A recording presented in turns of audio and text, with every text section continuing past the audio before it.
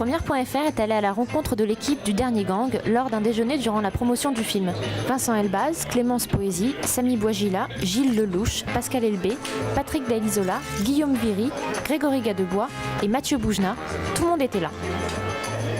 L'occasion d'évoquer un peu avec eux les coulisses du tournage, l'histoire des postiches et leur excitation quant à la sortie du film. Plus convivial, tu meurs. Alors juste pour vous, voici les images de notre déjeuner entre potes autour d'un bon vin et d'excellents antipastis. Merci chef. Vincent, à la base, je joue Simon Toledano.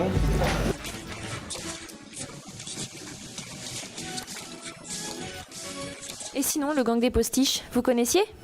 Non, je connaissais comme ça, un peu comme tout le monde. C'est pas Blanche-Neige, hein. Je savais que c'était des gens qui se déguisaient C'est des voyous, c'est des gangsters. pour rentrer dans les banques sans cagoule, quoi. J'aimais bien ces gars, ouais. Ils avaient un côté chez eux un peu comme ça, Robin des Bois.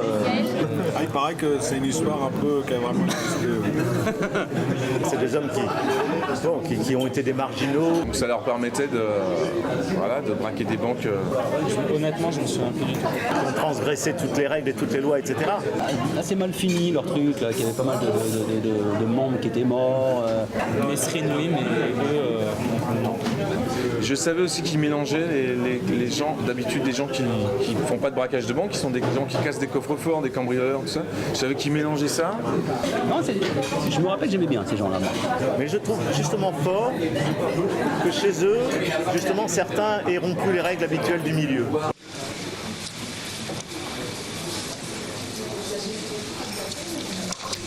Mais pour de vrai, l'histoire des postiches, c'est pas tout à fait ça.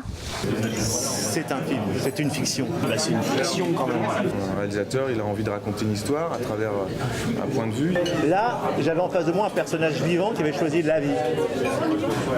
Et c'est ça qui m'a déterminé à faire cette histoire-là. Il a choisi, comme attaque de cette histoire, il a choisi le couple Et je voulais comme ça qu'il y ait tout de suite cette dimension-là. et la rencontre entre nos deux personnages. En rappelant que le cinéma est fiction, mais que ça a donné lieu à des belles œuvres, quoi, voilà, à des beaux moments surtout.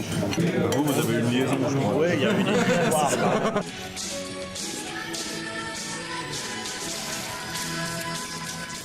Et l'ambiance sur le tournage, c'était plutôt Compagnie Créole ou Tarkovsky ? C'est un kiff d'enfant total. Les braquages, par exemple, on a essayé de les préparer un peu. Très très jouissif pour moi. À un moment donné, Une fois, on avait des vraies balles. Voilà. Ouais, tu retrouves clairement un plaisir de gosse du gendarme et du voleur, quoi. En état d'urgence, comme si on était en cavale, sans jamais vraiment savoir. quand Ariel Zetoun il vous envoie des figurants qui sont censés rester immobiles, puis d'un coup ils se mettent à se barrer dans tous les sens. Moi, je me retrouvais à courir dans la rue avec le flingue à la main, mais c'était un film dans le film. Moi, je ne me contrôlais plus, hein, j'étais aveugle. En guise de fantasme, il est génial notre métier parce que c'est une grosse cour de récréation. Parce que le plan de travail, il changeait tous les jours. On a le droit de faire tout ce qui a priori est interdit. Enfin, nous, les limites, on les passe, on a le droit, on est invité pour ça. On est préparé et puis voilà, ça c'est sa manière de travailler aussi.